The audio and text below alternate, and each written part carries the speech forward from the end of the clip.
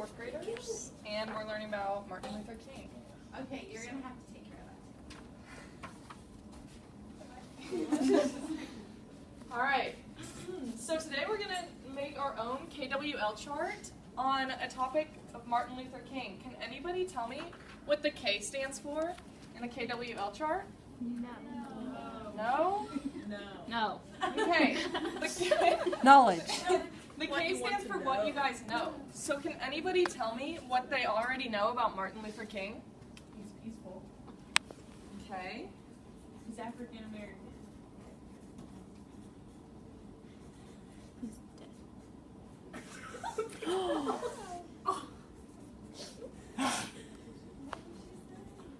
He's Okay, dead. what else do we know about him? He was assassinated. He was. There you go. He gave big word. He gave a speech. Busboy. I hear someone say he gave a speech.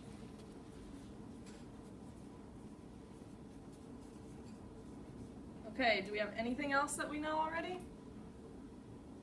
Or do we, is that good? He's a minister. He was. His writing is.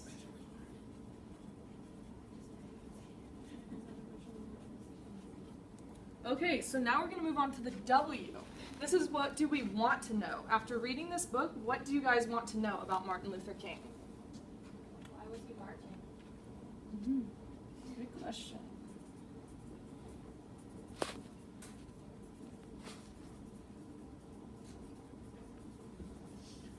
What is his speech about?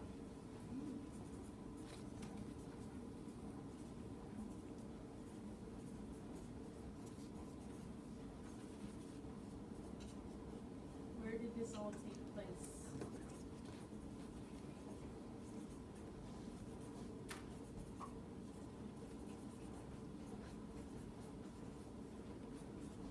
Why was he assassinated?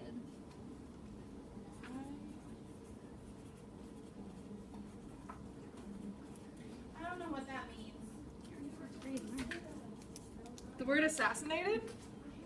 The word assassinated means that he was killed by somebody. That's not very nice. I know, that is not something nice to do. Did they get in trouble? Yes, they got in trouble. Okay, so the next part.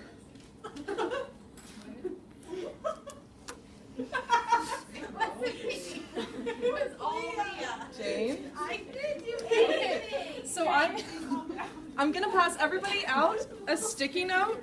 So while we're reading this book, if you have something that you come across that for the L part that you learned, I want you to write it down so we don't forget it. Do we write multiple things on one sticky note? Yeah, you can write as much as you want, or as much that fits. What are you doing? You're gonna be my model student.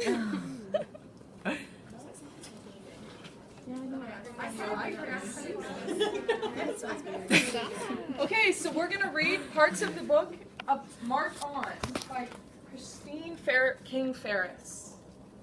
So listen closely to what you already know, that we might have written up there, and not what we are finding out.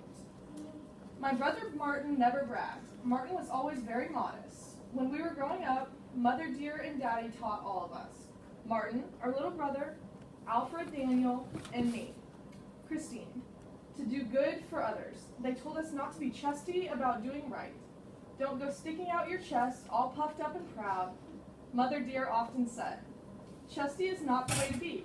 So even though Martin got a load of attention for protesting and for speaking out, he couldn't have imagined how many people would come to the Great March on Washington for jobs and freedom in 1963. But come they did, from northern cities like Detroit and Chicago, from southern cities such as Birmingham, Atlanta, and Memphis. They came from small towns too, from places such as Danville, Virginia, and Albany, Georgia, and Orangeburg, South Carolina. Some of them rode the bus, others came on the train. A bunch walked all the way from Brooklyn, more than 230 miles away. One man strapped on his skates and rolled into Washington, D.C. on the warm day. August 28, 1963. They all came to the Washington Monument just as the sun began its slow, hot dance across the sky.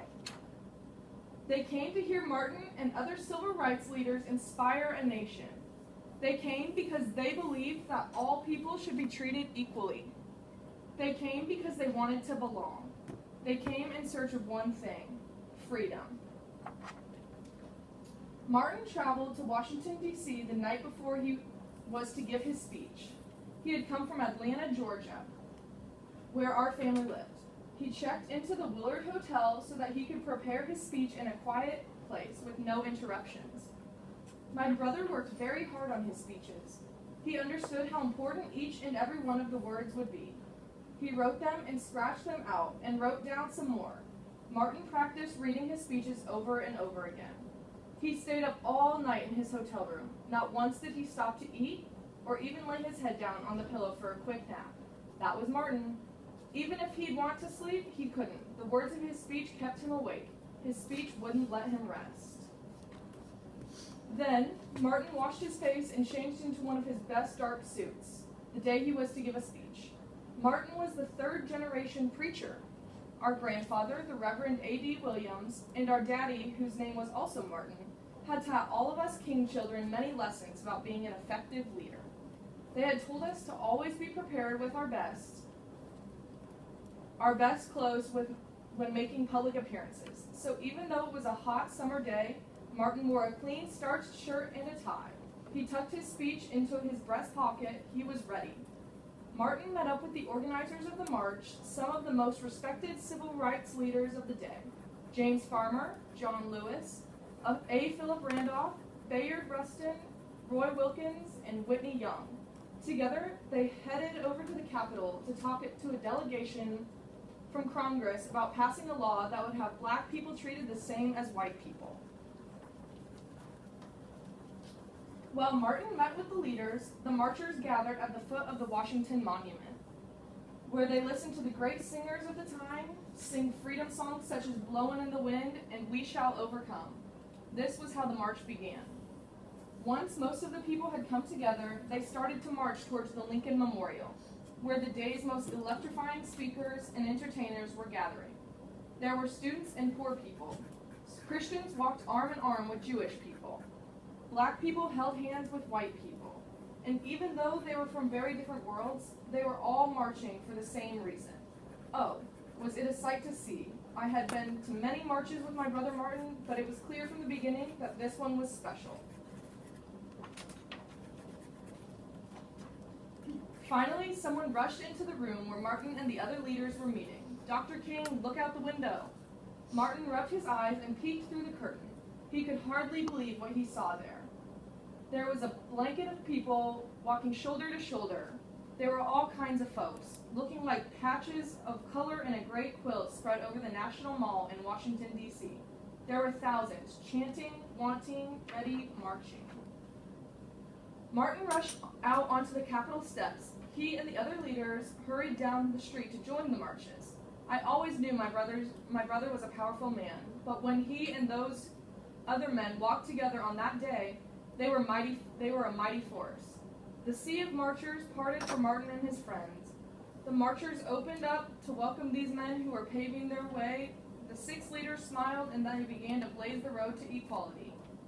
Coretta, Martin's wife, who was always like a sister to me, was not far behind. Her heart swelled with pride. As Martin walked, he saw fathers carrying their children on their shoulders, waving and pointing, and saying, "That's Reverend Martin Luther King."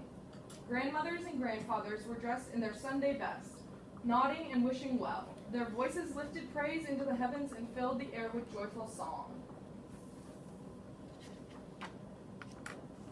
Martin didn't pay much attention to the police and the armed guards who had been sent from towns all over Maryland to keep order.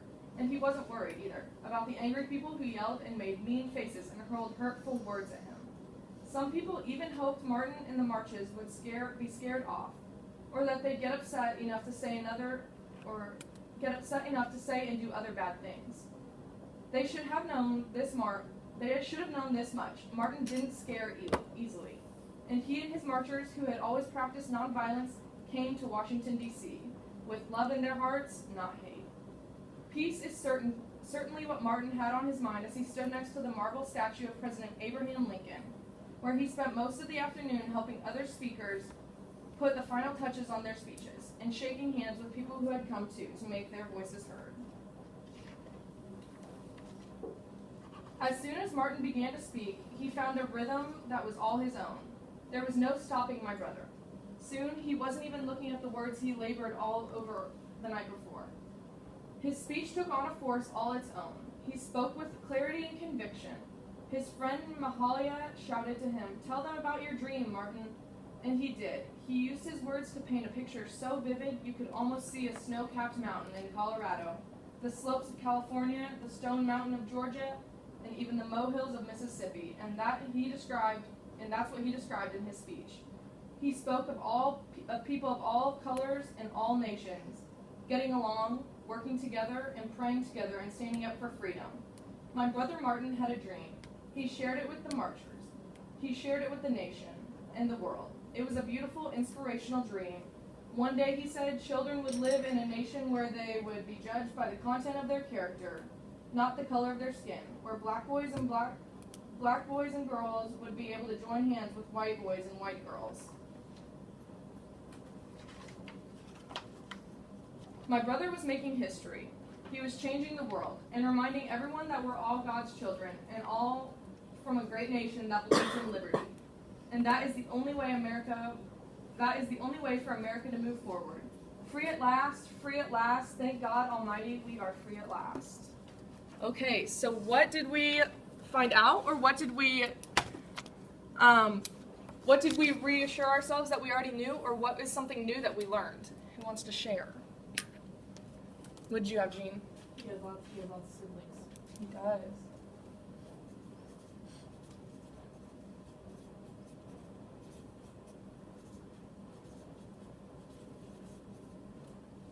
We were right that he gave a speech. We're right. Happened in Washington, D.C. At the Washington Monument.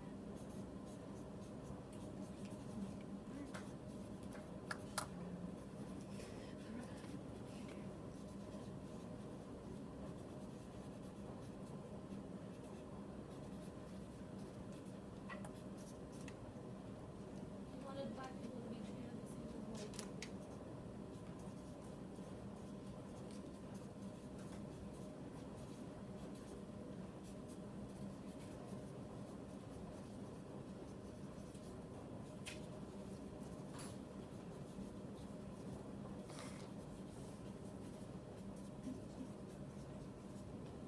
Anything else?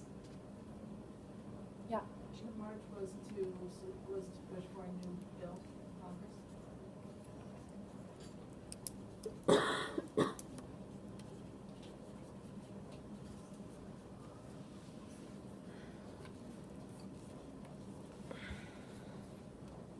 All right. Anything else? Are we? People walk. People walk. Okay. Yeah, somebody roller skated.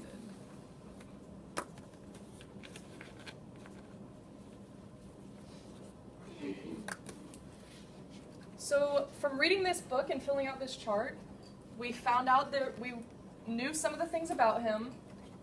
There were more things that we wanted to know, and that we answered some of our questions. But we also found out there were things that we wanted to know that we didn't find out in this book. So we can go out and research those answers and come back and tell each other what we got.